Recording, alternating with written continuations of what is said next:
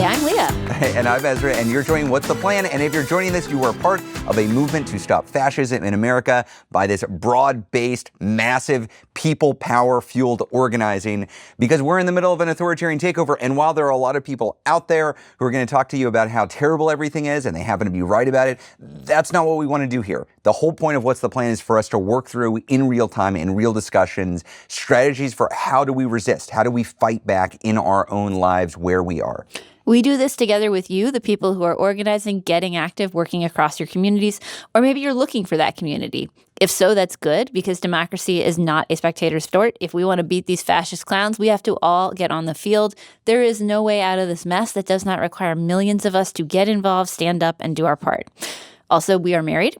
We want to bring that up just in case we reference it at some point in the conversation. We've been running Indivisible since Donald Trump's first election back in 2017. We bring our experience as former congressional staffers and do-gooder advocates to this work, but we are not the leaders of this movement. There are thousands of local Indivisible groups all over the country led and operated by people like you.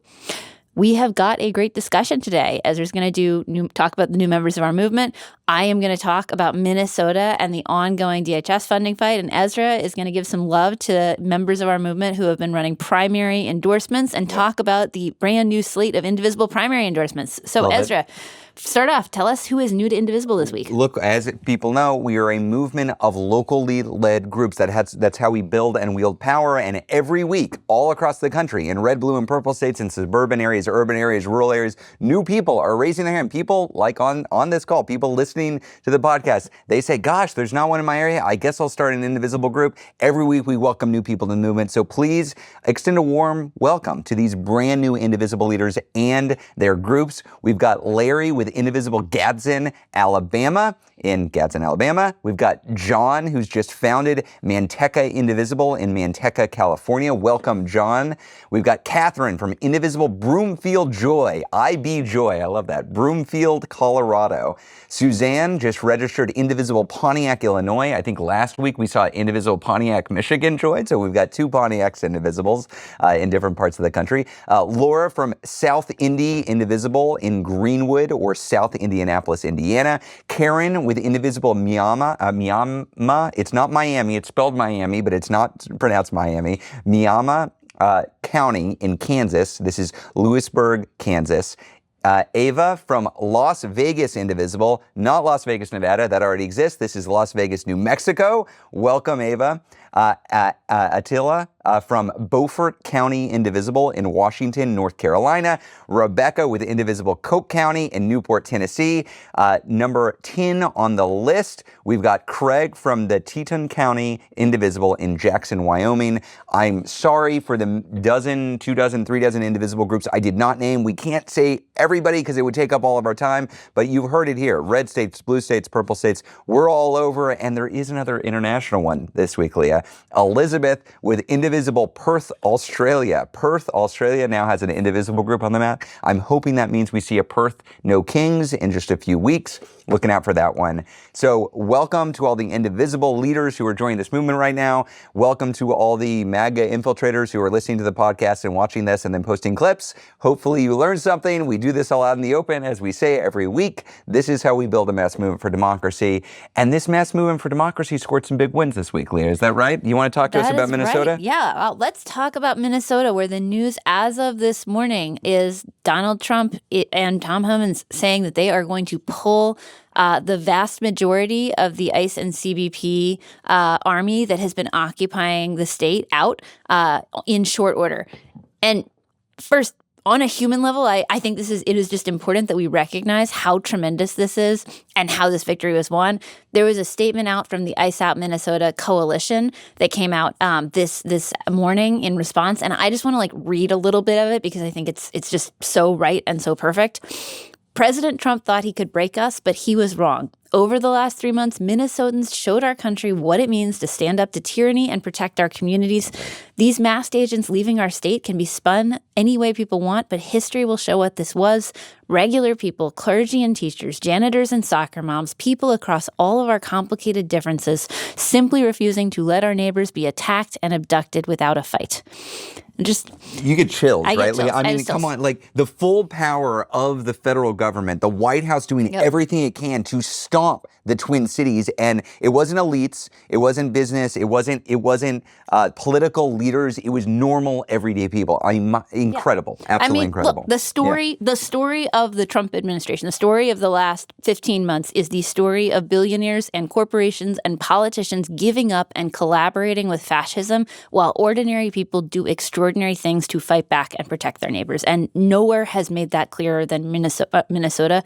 An army of moms and senior citizens and organizers defeated the fucking Gestapo. It is amazing. I cannot stress enough, this is an enormous win. It is also part of an ongoing fight because Trump is making a strategic retreat here. They are intentionally trying to bring the temperature down. They know they lost this one, just to be clear. They know that the longer they stay there, the more they're going to lose. They are trying to bring the temperature down so that they can get the funding bill that is currently in front of Congress passed without making any concessions that will further tie their hands. Yeah. That is really important to understand here. So this exists in a broader fight right now because they want more money for the Gestapo. They're in the midst right now this week of asking Congress for more money for the Gestapo. And so they're trying to say, oh, no, Minnesota's not a big deal. You don't need to worry about that. Just give us more money. Exactly. In a very real sense, the audience for what just happened was national media, because national media is very easily fooled by look over there, everything's fine now, and Democratic senators, because the Trump administration is hoping they can break off enough of the Democratic caucus to get out of this funding mess, to clear the DHS funding budget, keep their unchecked reign of terror going on. Now, remember, they took these folks out of Minnesota. That does not mean they cannot send them tomorrow somewhere else, right? They have made no agreements about how they will deploy folks, how they will use force, how they will, whether or not they will abide by the law. Nothing yet constrains them in how they are going to operate. So I think it's really important that we keep it in mind that we cannot let them move through this funding fight without actual meaningful checks. So we got to celebrate the win, and then we got to go all gas, no brakes on DHS. To be clear, also, they have said they are scaling down, and I don't trust anything that comes out of this regime. I don't trust any press release. I don't trust any statement. When their lips are moving, they are lying. So I will believe it when I see it. That is exactly true. We are going to verify. There's no trust but verify. There is just verify in this situation. There's absolutely zero trust. Distrust and verify. Distrust and verify, exactly. And on the funding fight, Dems are holding strong so far, in part because the Trump administration is pretty much not negotiating in any meaningful way, and so they are collectively. Oh yeah, really? Oh, I disagree. I think they're eager to fall in line and not talk about this anymore. The reason why Democrats are holding strong right now is because of y'all, because of people on this call who are amping up pressure right now. I mean, look, it's both of these things. Like, they don't have even a fig leaf to go on from the Trump administration right now. There's nothing they could present as a meaningful concession in any way. Yeah. And also, they are continuing to feel the heat. So as of now, we are on track for DHS to go into shutdown on Friday at midnight. The House and Senate are going on recess. They are literally not going to be here next week. Our job is just really simple. Keep the heat on and keep the blame on Republicans. This is a choice by Republicans. They are choosing to allow DHS to shut down rather than negotiate checks on ICE's reign of terror. We got to keep the heat on them, and we got to keep the heat on Democrats, because Democrats have a way of getting really nervous as soon as the word shutdown enters the picture. We got to keep bucking them up. They need to understand that this is not just a funding vote. This is a referendum on whether we are going to have a secret police running around this country unchecked, attacking our neighbors with zero consequences and zero accountability. Yeah. If you need any briefs on this, any call scripts on this, any more information on this, you can go to indivisible.org. If you feel good, you can just call your member of Congress, especially your senator right now, and let them know where you are. But just to say, Republicans are going into recess. They are saying, well, we're just not going to show up to work next week. So that's not written in the Constitution. legislation anywhere. That's not some law. They are choosing to not negotiate over this. So just be very clear who is walking away from the negotiations, who is walking away from this and allowing DHS to go into shutdown. It's the Republicans. It's the Republicans. And the Democrats, credit to them. We have been plenty critical of Democratic leadership, but right now they're not giving in. Right now they are not giving in. And I am, I will reserve judgment until the end of the fight, but right now, as long as they're running this play, that's good. I want to explain one reason why Democrats are standing strong right now, because I don't think it's immediately obvious to everybody. And one of those reasons is we are in a primary campaign right now within the Democratic Party nationwide. So I want to talk about this primary campaign because I think there's a common way that people think about primaries that I agree with, but I think it's only half the picture. And that common way people think about it is that the point of a Democratic primary is to get behind the candidate who you think best represents the future of the party. So when we take the House and the Senate and we got the majority in 2027, or when we take the presidency and we've got a Democratic trifecta in 2029, the Democrats who we select in primaries now, this year, are going to be the ones that are governing, who are crafting the legislation, or crafting the strategy, or crafting the messaging. That's really important, and I believe in that. I think that's really important. But I think another reason for primaries that doesn't get enough attention is the impact it has right now, y'all. Right now, because what every single Democrat is doing, the good ones, the not so good ones, they are looking around and they see the grassroots energy. And the question on their minds is this grassroots energy just going to protest and then show up in the general election? Or is this grassroots energy going to challenge me because I'm not fighting back hard enough? And that's a very important question for the overall orientation of the Democratic Party, not in 2027, not in 2029, but in this funding fight for DHS right now. Right now. So I got to say, I love a vision for the future, but I am obsessed with surviving to fight another day right now, and we're living through a fascist breakthrough moment where we need a unified opposition party that doesn't need to be pushed to fight back, but that just fights back. And so primaries are a way to convince them, if you do not fight back, we're going to replace you with fighters who do. So in that vein, I want to celebrate the local Indivisible groups who are leading this charge, because Indivisible National just came out with our 3 first endorsements nationwide for Democratic primaries. And that was not me and Leah or anybody else in DC sitting in a room and picking names for who our favorites were. That's not how we operate. The way Indivisible operates for primary endorsements is local Indivisible groups take the lead.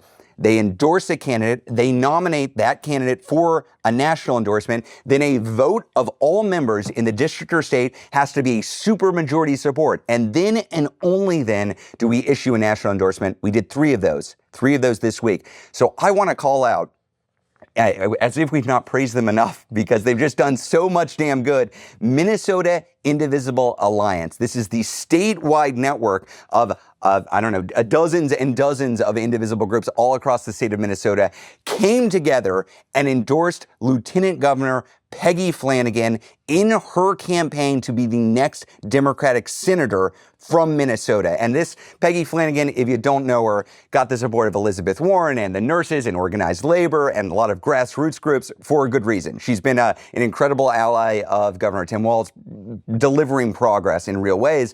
But it's not just about how great Peggy Flanagan is. Primaries are about choices, y'all. We are choosing what version of the Democratic Party we're going to have, what version of a fighting Democrat we're going to have.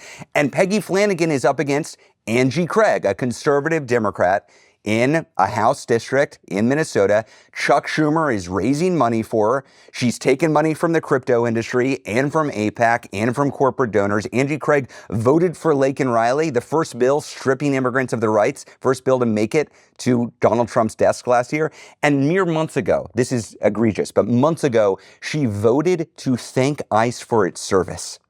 So that's the choice. And I'll be honest, without intervention, probably the Chuck Schumer and corporate Dem crowd wins. It requires a group like Minnesota Indivisible Alliance to cut through the noise and say, that's not the version of the Democratic Party we need now. We're behind Peggy Flanagan. And one of the impacts of that is we're going to have an incredible leader. The other impact of that Angie Craig, she ain't voting for resolutions that thank ICE for their service anymore. She's doing her best to show that she's a real fighter. I don't think she's going to win this primary, but the message is clear right now that if you're a Democrat looking for votes, you got to be on the fighter side. This is true also in New York 10. Got to thank Indivisible Brooklyn. Indivisible Brooklyn came out swinging for Brad Lander. They did the endorsement process, nominated Brad Lander for a national endorsement. We have now just endorsed him this week.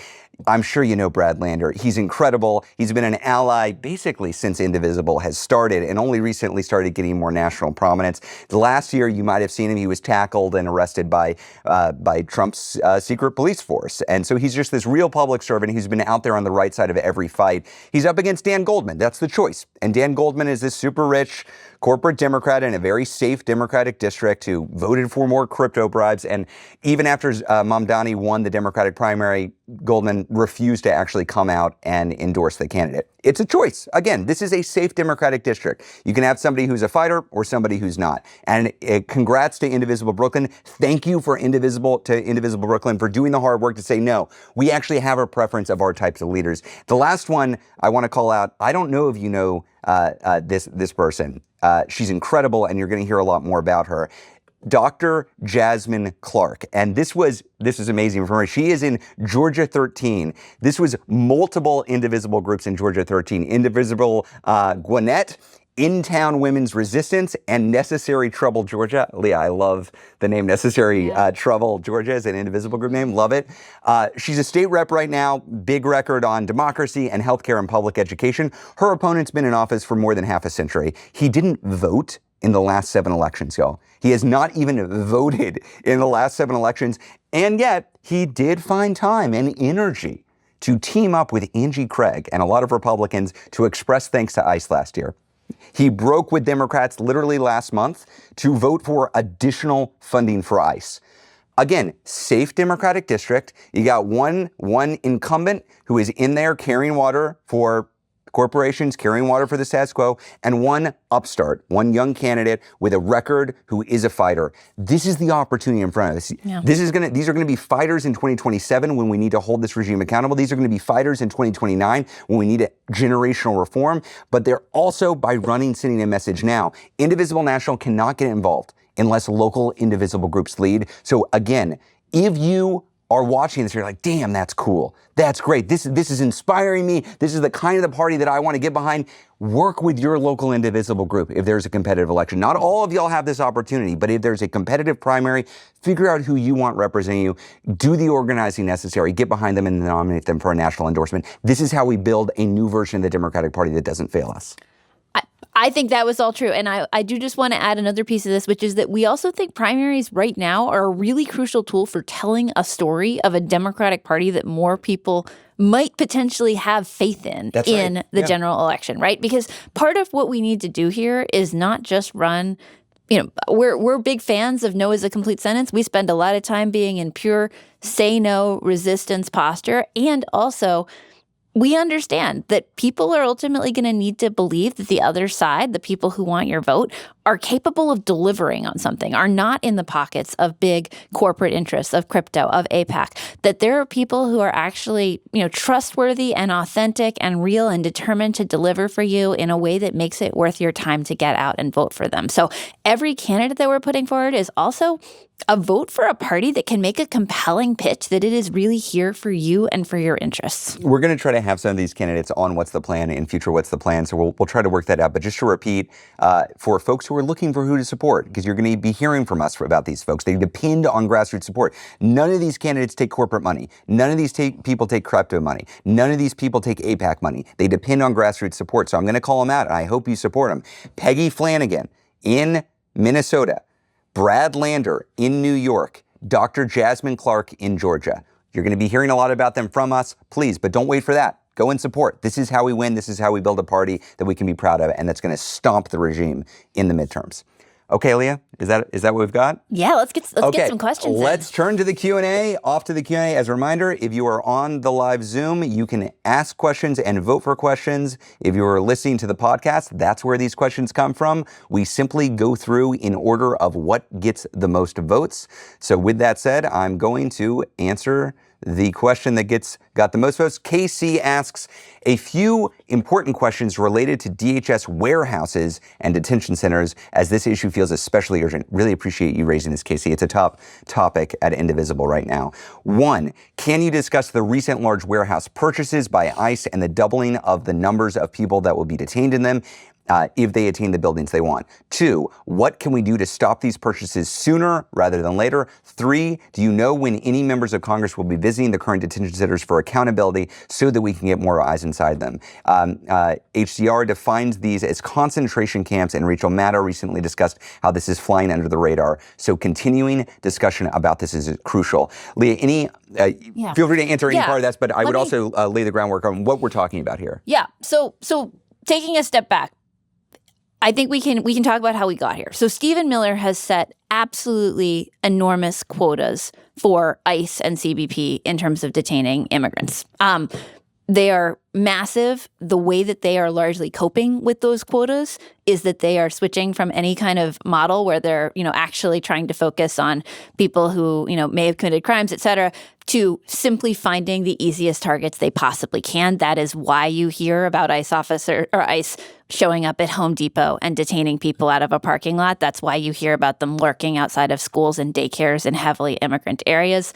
They're trying to meet these quotas. Another thing that happens as a result of these super aggressive demands is more people are being detained than can be moved through the system in any kind of meaningful order. There is a longer conversation about how incredibly broken all aspects of the system is, including access to legal counsel, et cetera. But long story short, there are more people who are being detained than there is currently capacity to hold them. Now, this is a problem on a bunch of different fronts, just in terms of the overall, setup that got us here. But it's also leading to this situation where what the federal government is doing is they are simply abandoning any responsibility to care for the people that they have detained with basic human dignity, and are instead moving to these models where they're putting them in places that are wildly insufficient, wildly degrading, totally unsafe,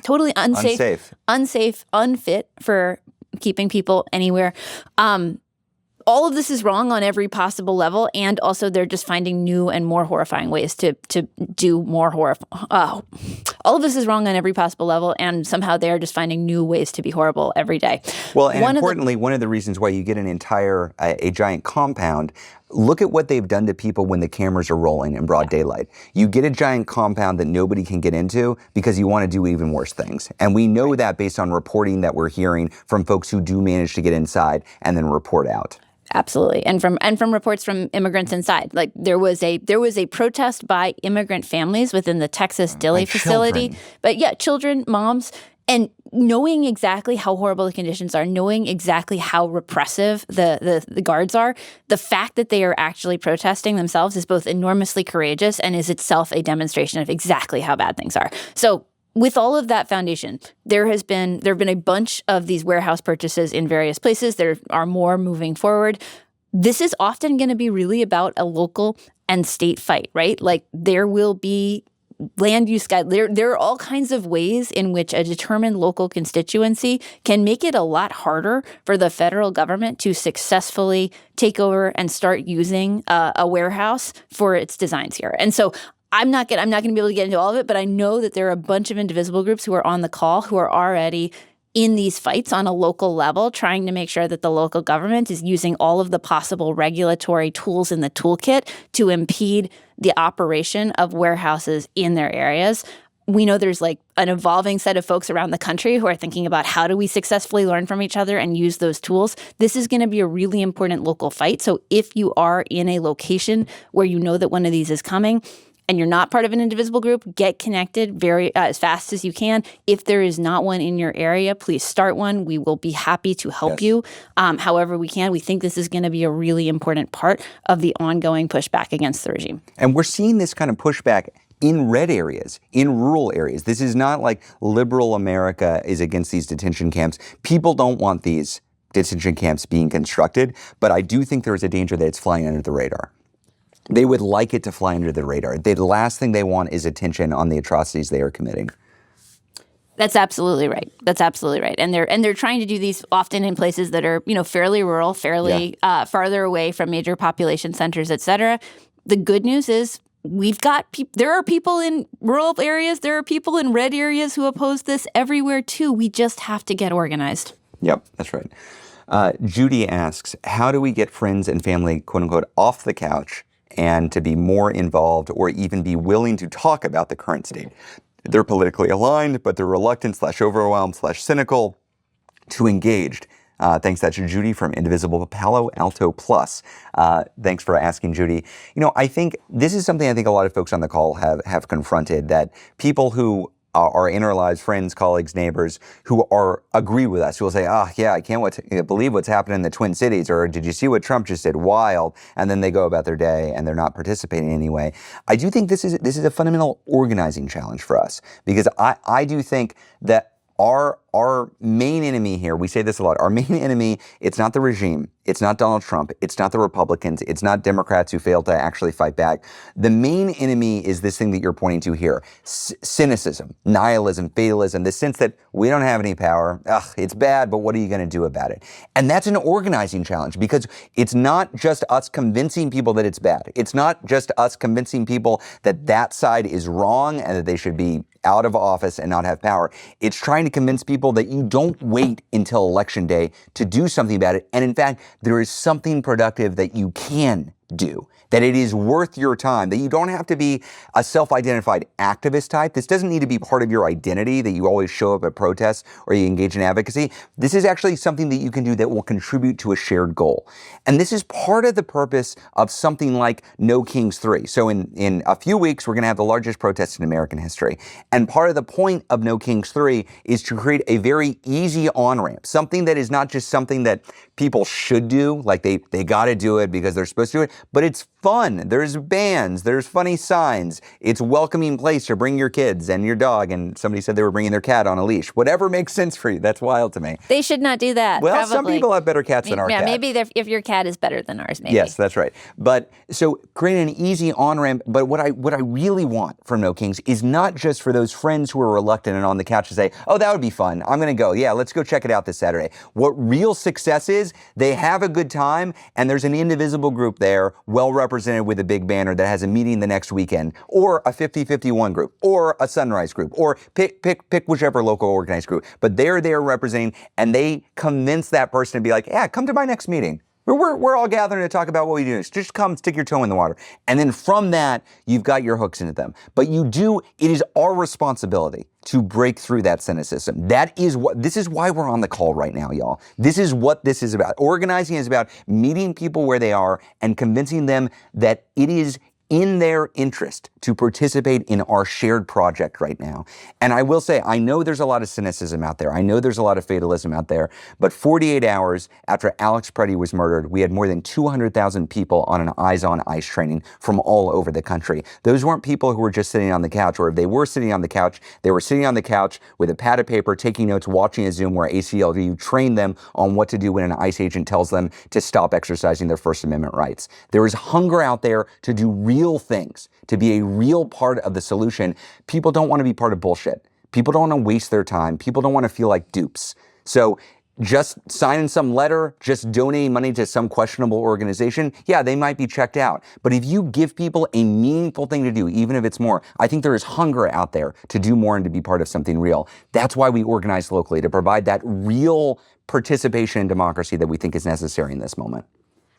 I'll just offer a couple of additional practical thoughts in terms of how you actually try to move somebody from that doom scrolling space, right? Like, I'm upset about everything, but what could I possibly do about it? A lot of people have this sense that activism is for other people. They're not an activist. That's a bunch of people. They're over here. They're culturally different than me. They're not really relevant to my life. And so I think that it can sometimes be a lot easier to try to break it down into, one ask, one task, one invitation, and make it simple, make it something that's appealing to them, and make it social, right? Like, hey, do you want to come with me to this postcarding party, and afterwards we will go out for dinner, right? If it's a friend or family or someone who you would hang out with, right?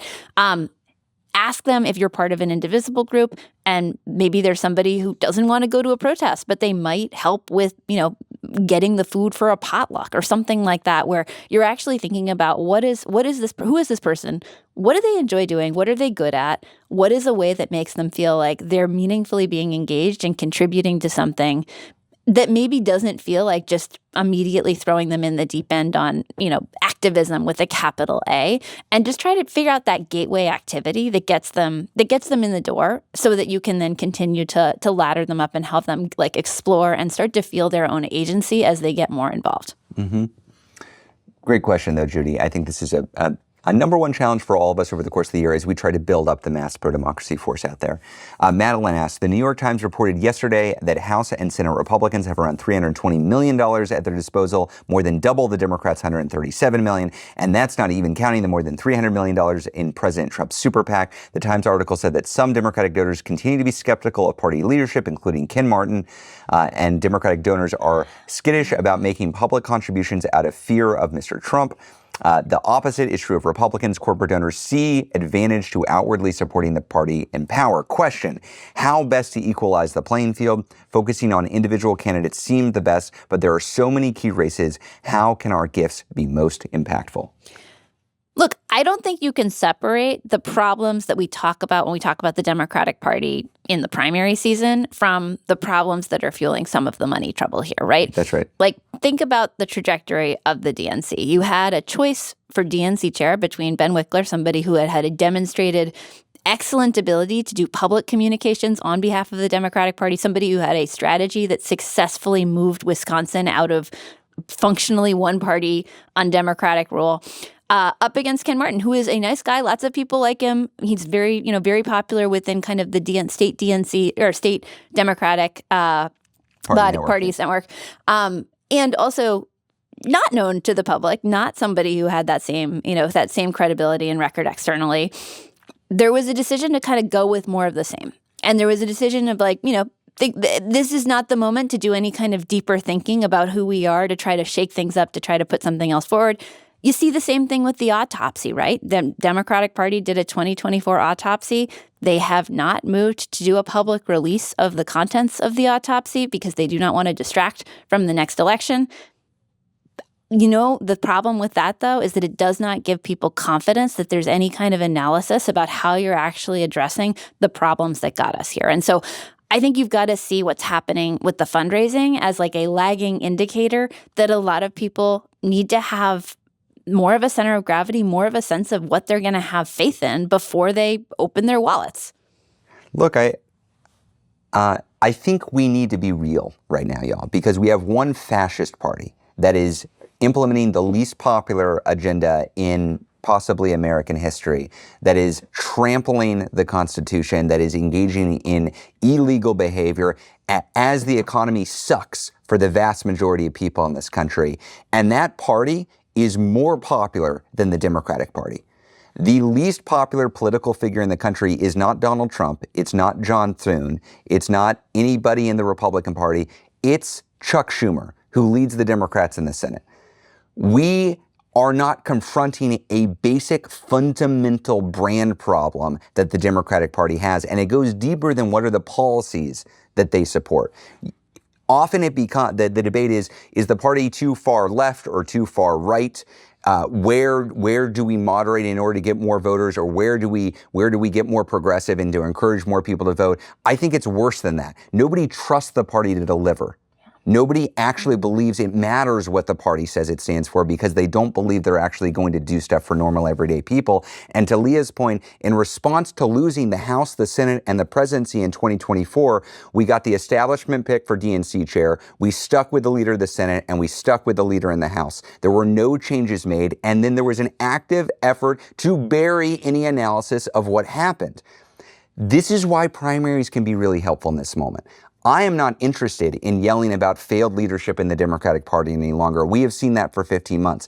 I want to be cheerleading a strong, popular, fighting Democratic Party, but we're not going to get that through nicely worded letters or calls to existing leadership. The way that we build a party that can inspire people to vote and donate is by winning some primaries where we're electing people who inspire people to vote and donate. It's right in front of us right now. So I hear the concern about the big war chest that the Republicans have. Here's what's going to happen. We're going to stomp them in the midterms. I'm predicting that right now. They can have all the money in the world. They are going down.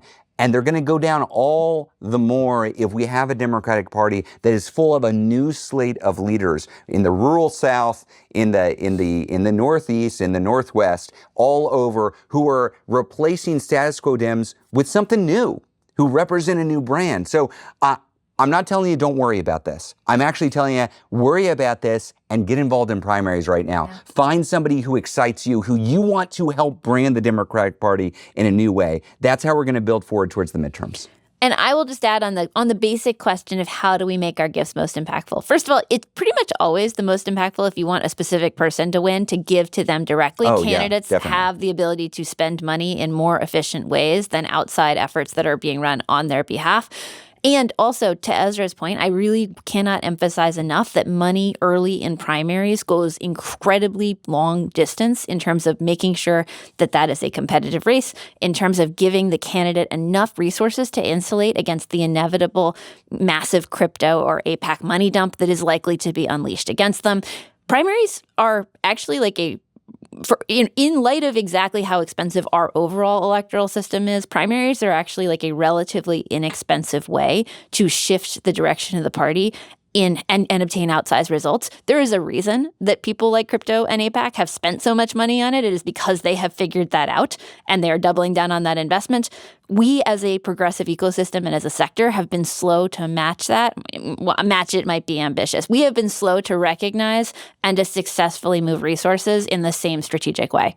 I just want to make clear also, it's not your responsibility, anybody on this call, to save the entire Democratic Party from itself or to change or engage in every race. What I would recommend is bite off what you can chew, which is to say, if there's a competitive primary in your district or state, great, focus on that. That's where you can do the most good. If there isn't one, that's okay. Look around the country, find one or two candidates you're like, I'm going to adopt that candidate. My Indivisible group or my family or myself, I'm going to say those are the candidates. Those are the couple of candidates who I'm really going to. I'm going to donate some money to them. I'm going to volunteer for them. I'm going to tell my friends and family and community about them. You don't need to do everyone.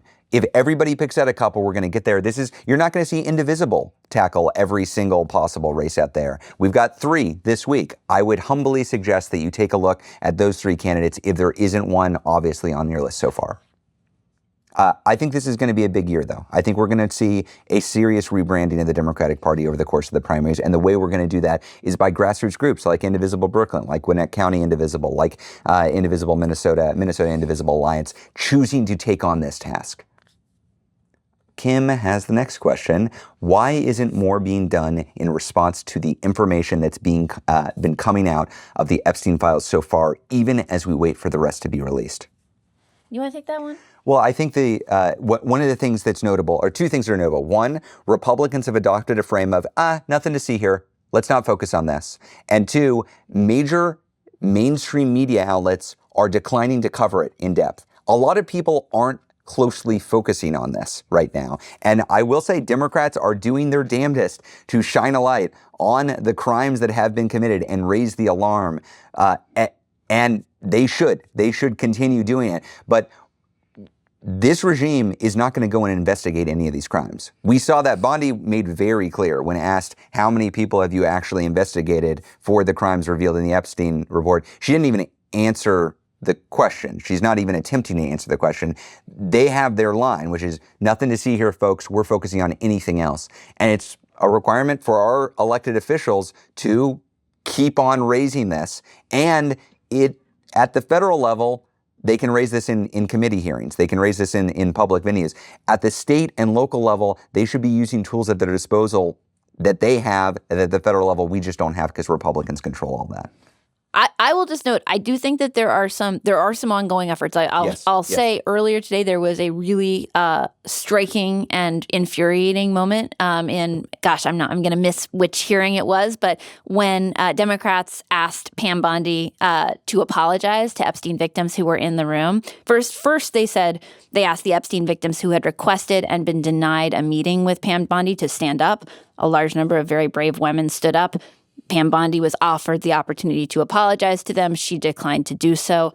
Just absolutely infuriating stuff happening right there. So continuing to keep the heat on via all of the tools at our disposal. And then we have also got to recognize that this is a political issue. This is a story that voters need to understand about the extraordinary degree of elite impunity, the ways in which people with that level of money and prestige and power are simply beyond any of the normal rules or expectations that we have for our society, any kind of normal morals or ethics that regular people uphold on a daily basis. And we actually need to tell that story collectively, and we need to link it to the ways in which money has degraded our political system, the ways in which this is part of a broader, elite class of folks who have been ravaging the middle class and the working class in order to accumulate extraordinary sums of money for themselves and put themselves simply beyond the reach of any of the normal systems of morality, ethics, or legality that we are all subject to. Yeah. You wouldn't, had we made claims that this was out there a year ago, we would have been tinfoil hat wearing wackos. Like you can't make up what reality is right now. You wouldn't have been able to. It's so offensive, egregious, disgusting, and the idea that we're just going to move on from this. Yeah. That there aren't going to be any repercussions. That Democrats should just let go of this and focus on healthcare or jobs or inflation. The people care about this, and Democrats should be making as much attention focused on this as they possibly can. And I this is not a place where I have a real critique of Dems in Congress. I think they are doing what they can to bring attention on this, and they are meeting a brick wall from the regime.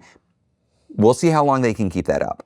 Trump's own coalition was taught to care deeply about this over the course of years. They are trying to pull a 180 now. I think it's going to be tough for them. I really do. I also just think regular people are perfectly capable of making some of the connections here, right? Like the people who are stealing from your healthcare in order to fund a secret police that ravages your communities are the people who are running cover for global billionaires who have extracted enormous amounts of wealth from all of the rest of us and who are continuing to try to use the federal government to obtain more ever greater sums for their own personal benefit. And all of those things are tightly connected, actually. I think people get that. Like this is all about, a class of people who are simply operating by a different set of rules. Yep. But ultimately, in order to really hold these people accountable, we got to roll back power. We need subpoena power of the House and the Senate. We need to be able to provide oversight. We ultimately need to have the DOJ and bring justice to the victims. That's what it's going to take. And in order to make that a fait accompli, we need Democrats promising that that's what's going to come. And I'm happy to say a lot of them are right now. This is one place where we see a lot of proactive behavior on the part of Dems. Next question's from Indivisible SF, San Francisco. Bev asks, should we prepare for a SAVE Act coup? How? Here's my nightmare. 1, wait until late October, so there's no time to gather documents. 2, nuke the filibuster. 3, pass it in the Senate. 4, wait out the unrest of the court case at the Kangaroo Supreme Court while consolidating power. Bev, there are a million things that we can care about in any given moment. For those who don't know, the SAVE Act is indeed an attempt to make it more difficult for people to vote because Republicans are scared of people voting. That's very much true. This is not top of my list of bad outcomes that we really, really need to prepare for, in part because there is so much institutional aversion to filibuster reform in the Senate. We've heard this from John Thune directly. I'm not a fan of John Thune, but the Republican establishment types, not the super MAGA types, but the Republican establishment types, are more likely to simply go along with efforts by Trump's DOJ or other parts of Trump's regime to subvert the election and mess with ballot boxes than they are to undo the filibuster in order to pass the SAVE Act, which will make it harder for people to vote. So we believe that we're going to be able to kill the SAVE Act in the Senate. That is my current belief. We should organize against it. We should make sure that Republicans like Elisa Murkowski are coming out against it. That firms our position. John Fetterman, who is repeatedly demonstrating that he is an embarrassment to the state of Pennsylvania and to pro-democracy advocates everywhere, is now for it after saying he was against it. But just because we lost Fetterman does not mean we've lost this fight. I believe we will kill in the Senate. It requires 60 votes. I don't think they have 60 votes. Because we have to triage, because there's so many threats out there, I would advise you, if you're losing sleep about something, don't lose sleep about a late October passage of the SAVE Act. I think there are plenty of other things that we should worry about before then. I agree with that. I think there are a lot of things that keep us up at night about the 2026 election and about potential election subversion. We are worried. Yeah. Somebody just noted in the chat, and we should know because it's important to name and shame. Henry Cuellar was the only House Democrat to vote for the SAVE Act. You might know Henry Cuellar. He has been named as Trump's favorite Democrat. He also was facing pretty serious crimes for corruption. Then Donald Trump issued a pardon for him, and then Hakeem Jeffries and House Democrats welcomed him back to his committee spot. This is such an infuriating sequence of events, like top to bottom. People are saying primary, don't worry, he's getting gerrymandered out of his district. He's not going to be in Congress next year. Yeah, I mean, look, I think, again, one of the big problems we have with making a really clean corruption stick on Donald Trump is that people think everyone in Washington is corrupt, and they think that Donald Trump is just better at it. And every time you have a situation where we, as the Democratic Party, appear to be pretty laissez-faire about corruption, we reinforce that same impression. And so it's a really damaging dynamic to have a situation where someone gets a pardon from Donald Trump, which we are all clear is not like a real determination of innocence. It's just Donald Trump throwing a quid pro quo at you. That's right. And then gets reinstated as if there are not still serious ethical considerations and ethical issues in their conduct. That is a problem. This is why we talk about a Democratic brand problem. Because I think sometimes when we talk about grassroots should engage in primaries or Indivisible or others should, it becomes is this ideological, like left versus right? I want to be clear. This is about, do we have a Democratic brand that people can believe in? And if you've got sitting members of the Democratic caucus in positions of power who have been very clearly engaged in corrupt activities, that hurts everybody. That hurts Democrats in progressive districts. That hurts Democrats in swing districts. If you want to build a majority, don't have corrupt members. If you want to build a majority, don't take money from crypto, which is deeply unpopular. If you want to get a Democratic majority, don't take money from AIPAC that is investing in fascist members in Republican districts. This isn't left versus right, y'all. This isn't just left versus right. And we have got folks that we work with a lot more closely these days who are very much in the centrist category, right? We've got people who we're really proud of and excited about, even though we have been frustrated with them in the past on many fronts. And so I do think that key point is really crucial, right? We are talking about fighters. We are talking about people who understand what time it is, who understand that we are in an emergency and that we have to use all the tools in our toolkit, and that requires a different orientation towards concentrated power and wealth in this country. Right on. Now, I do just want to name, because I wanted to just quickly highlight some of the things that most keep me up at night about the late stage part of the election, just because, if I'm worrying, why would I not ask you all to worry too? I think two of the places that we are most concerned about, there is a longer list, but two of the things that we're most concerned about and thinking about preemptively is the risk for Republican, local, or state elected official interference in partnership with Trump and the federal government in places where there is a race of national significance. So House districts, Senate races that are in places where there is local or state Republican governance and where there might be the potential for a race to go Democrats' way, like places like Iowa, right? Or Iowa, North Carolina, if we're thinking about Ohio, the places where you might have some kind of meaningful interference designed to prevent any kind of Democratic win. Florida. Right. And then the other piece is what Texas. I would call generally frontal assaults on Democratic population centers. So CBP can operate within 100 miles of the border all over the country. This is just to be clear, insane, because if you look at a map of how many population centers are within 100 miles of the border, it is an enormous amount of the country.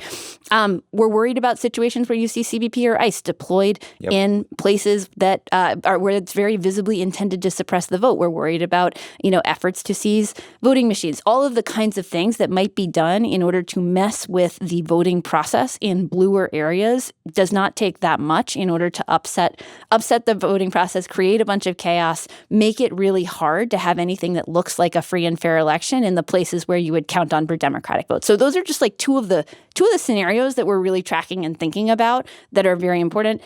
I know as soon as I say that, I'm going to get emailed with 8,000 other ones to worry about. We are aware. We are trying to work through them.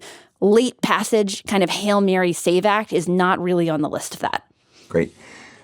Next question is from Christine, group leader in the Resistance Alliance, Hawthorne, New Jersey, co-organizer of Hands Off Across New Jersey and Constitution Day. In past calls, Indivisible leadership has said impeachment wasn't viable because the votes weren't there, but many of us believe that the calculation may be shifting as DOJ inaction and apparent cover-ups become increasingly visible, fueling public anger and eroding trust in institutions, with February 17th being the National Day of Lobbying for Impeachment and the real momentum building at the grassroots. CD12 with Anna Leah.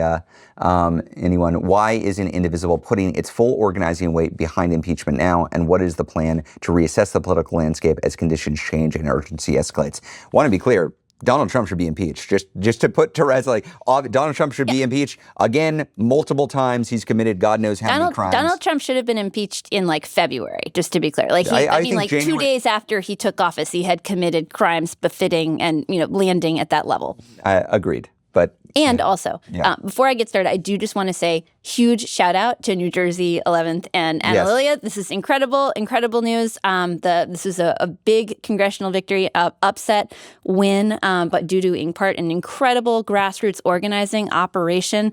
We're going to see an amazing progressive taking office in that seat. We are collectively, much like her opponent in the initial race, Tom Malinowski, collectively going to stand behind her as, in the face of any potential AIPAC interference, et cetera. Big win, really important lesson there. Now, when it comes to impeachment, like we said, we think that Donald Trump should have been impeached or should be impeached. And also, there's a really big difference between do you think Donald Trump merits impeachment and do you think that this is the issue that we should collectively focus on to campaign on right now versus other issues. Right now, there is a live funding fight. There will be a bill that either passes or does not pass that gives more money to DHS, gives more money to ICE and CBP, puts some meaningful restrictions on what they're able to do or does not. Our focus is on the campaign that will collectively keep Democrats bucked up to try to obtain the maximum that we can out of that must-pass piece of legislation. In general, when we're thinking collectively about where do we put our effort, where do we put our focus, we're thinking along two lenses. The first is what builds the maximum coalition against Donald Trump and MAGA during this period when we are out of power and do not have the ability to successfully vote for and convict Trump in the Senate. So we're thinking about how do we actually build the broadest possible coalition. And to do that, we want to focus on issues where we're actually able to pull more people to our side, where we're able to energize our base, where we're able to really energize people because there's a tangible connection to their personal lives or because there's a very deep moral reaction to what is happening. And so we're thinking about what do we actually talk to people who are maybe not that engaged politically about.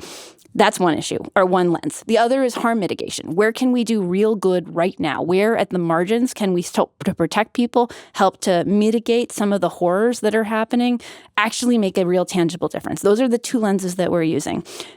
When I'm thinking about how I'm going to talk to a voter who didn't vote in 2024, or maybe even somebody who voted for Donald Trump because they were really frustrated with the status quo, I'm going to think about issues that are really tangible, really personal, really high on their list of things that are bothering them.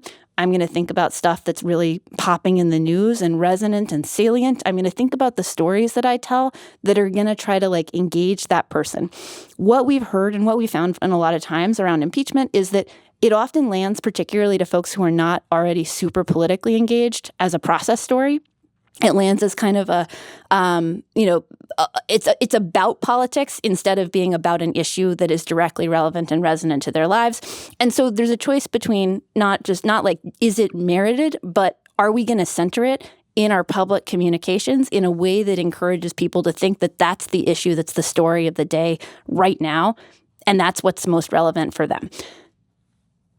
And our assessment is we would rather that person hear about healthcare. We would rather that person hear about ICE's reign of terror. We would rather that person hear about the Epstein cover-up and the rule of a large number of elite billionaires acting with total impunity. Those are stories that we want to reach people with rather than having them think that there's some kind of complicated process story. I agree with all that. I still think eventually we're probably going to be needing to impeach the bastard. And actually, to make it a little bit more concrete, we should be looking at who is out there pushing for real accountability. And I want to focus attention for a second on Al Green. Do y'all remember Al Green? He was the one member of the Democratic House during the last State of the Union who stood up actually to Trump, and then some members of the Democratic Party voted with Republicans to censure him. Al Green, right now, he is being targeted by the crypto industry because he dared to speak out against the crypto industry. So the crypto industry, which is going to funnel millions upon millions of dollars both into Democratic primaries and into the midterm elections, is looking at people like Al Green, the kind of folks who would be leading any kind of accountability effort for impeachment for Trump, other members, and other accountability. And they're saying, oh, we got to take him out. He's a troublemaker. So if what you want is accountability for this regime, I would highly encourage you to find out what AIPAC is doing, find out what crypto is doing, and be a countervailing force. Do not allow these people to concentrate power further in their hands, because then we might take the House, but it's going to be with a lot of Democratic members who are like, but, crypto doesn't want us to do that, so we shouldn't move forward on that.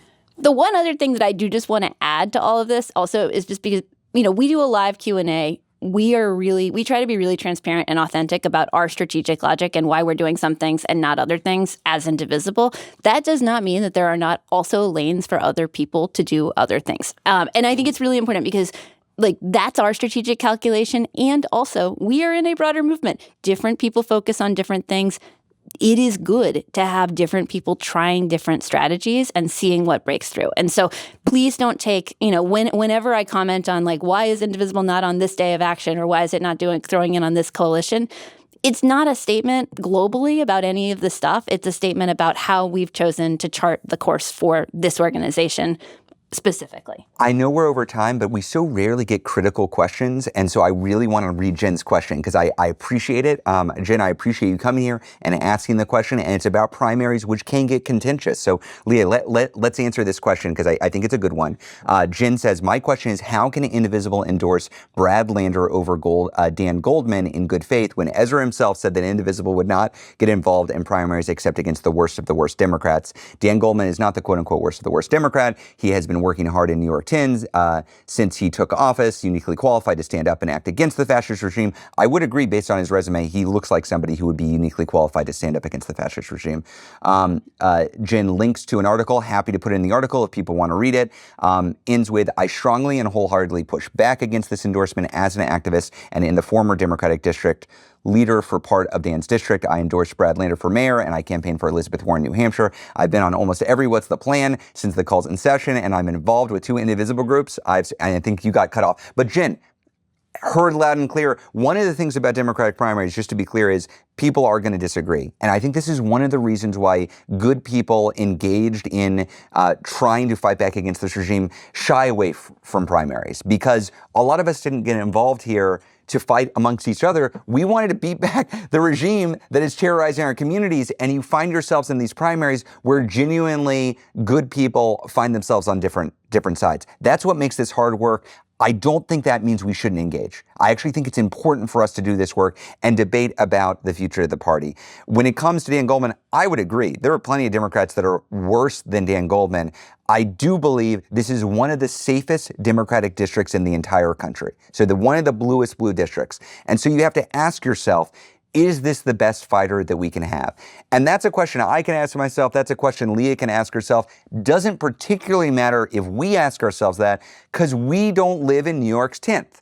It fundamentally comes down to, what do the people of New York's 10th think? I, as much as I might have preferences in politics, I so fundamentally believe in lowercase d democracy and the democratic operation of the Indivisible movement that if Indivisible groups don't want to get involved, we don't get involved. So the reason why Indivisible National is involved, first of all, at all in this, is because Indivisible Brooklyn has gotten behind Brad Lander, endorsed and nominated for endorsement. And when they do that, that's when we peek under the hood and we're like, okay, what's the difference between these candidates? Is there actually something bad about Dan Goldman and something great about Brad Lander? And look, I think there's a lot of good things about Goldman. I wouldn't paint him as the worst villain that's out there. I would say he's one of the Democrats who refused to get behind Mamdani. He's one of the Democrats who's taken a lot of money from crypto. And even beyond the specific problems with crypto, which is currently trying to wield influence within the Democratic Party, there are a set of Democrats out there that aren't ideologically conservative, but they're tactically and strategically conservative, which is to say, without a lot of push, they're not going to use all of the power they've got in order to fight back. Brad Lander doesn't fall into that category. And as we've engaged with this question, that is what's come through loud and clear. So we ran through the process after Indivisible Brooklyn nominated him. We then put it out to a vote to all of the Indivisible members in New York 10th. And by massive margins, Indivisible members voted to endorse Brad Lander. That's why Brad got a national endorsement from Indivisible. I think it was what, like 85? It was 80. It was between 80 and 90%. It was not close. It wasn't close. And we don't, if it's 51 to 49 in an endorsement vote, we don't move forward. We don't move. Right? You need a super majority. So you need more than 60% when we do a vote in order to get there. This was not a close vote. And that still means some people are going to be pissed off. And that's how primaries work. And I wish there was unanimity, but if you require unanimity, you never move on any of this. I do want to harp on one specific thing about the Lander Goldman race, because I think it's actually a really, it's an interesting thread in what is currently happening in the Democratic Party. So you have the upset Mamdani victory in the Democratic primary for mayor last year. And immediately afterwards, there's this scramble around, is someone going to challenge him? Andrew Cuomo decides he's going to run as an independent. He's not had enough of losing yet. He's going to try again. And he starts trying to consolidate broader support around him. And he starts trying to hold off Democratic consolidation around Mamdani. And there are a set of people who said, well, look, Mamdani won the Democratic primary. He may not have been my candidate, but I'm getting behind him because I get behind the candidate who won the primary. That has always, always, always been Indivisible's rule. It does not matter whether we have beef with somebody. You win the primary, we're behind you because we understand that general elections are about beating the fucking fascists. And we're going to have all of our arguments in the primary, and then we are going to come together behind whatever candidate they are, no matter, whether they make my heart sing or not, and we're going to beat the fucking fascists. That's the deal. That is the expectation. That was not the deal that was upheld by core parts of Democratic leadership or Dan Goldman in this situation, right? Chuck Schumer never to the end endorsed Mamdani, even as he was facing an increasingly obvious Republican front cover challenge by Andrew Cuomo. Dan Goldman never endorsed. I don't believe ever even said how he voted. This is actually like a pretty big deal because, we are operating in an environment in which we're asking a lot of people sometimes to, vote for the least bad option, vote for the person who won the primary, even if you don't love them. From the left side, right? We're going to people who are not happy sometimes with their centrist options and are saying, look, I know you're not thrilled. We still got to support the candidate who will uphold basic foundations of democracy because they won the primary. It's a really, really, really big deal when people who are in the central or moderate side of the party decide that they don't have to uphold that same obligation when somebody from the left wins. It is a really big deal. It breaks trust in a very serious and very scary way. And so I actually think that it's pretty important to emphasize that part of what we're doing here is we're saying, are the same obligations that we as progressives have been trying to uphold about party unity being honored and observed by the folks on the moderate side and moderate or centrist side? Is it the same set of rules? Jen, I hope you're still on the call, Jen. I saw you in the chat. I really do appreciate the question, though, because I think with primaries, we're not always all going to agree. And I would like for us to be able to have genuine disagreements. And then once the primaries are over, we are going to have to unify and stomp the fascists in the midterms. That is the plan. We're going to win, I think, a lot of these primaries. We're going to lose other of these primaries. And exactly as Leah said, once the primaries are over, it's done. It's a choice between the fascist and some flavor of Democrat. And I will take any flavor of Democrat over one of these fascists in the Republican Party. So encourage folks to continue to come in. I welcome more critical questions. This is a live, real discussion, y'all. That's why we do What's the Plan? We're not looking to just cheerlead. We're working through hard stuff. And when it comes to primaries, that can be hard. But please come, keep on coming, keep on asking questions. We're going to be out there with y'all every step of the way. And if there are ways we can improve this, let us know. I think that's the plan, Leah. Is that the plan? That's the plan. See y'all next Thursday, 3 p.m. Eastern on Zoom, or if you're listening to the podcast, you'll hear from us again next Friday. See y'all next week, y'all. Paid for by Indivisible Action, indivisible.org, and not authorized by any candidate or candidates committee.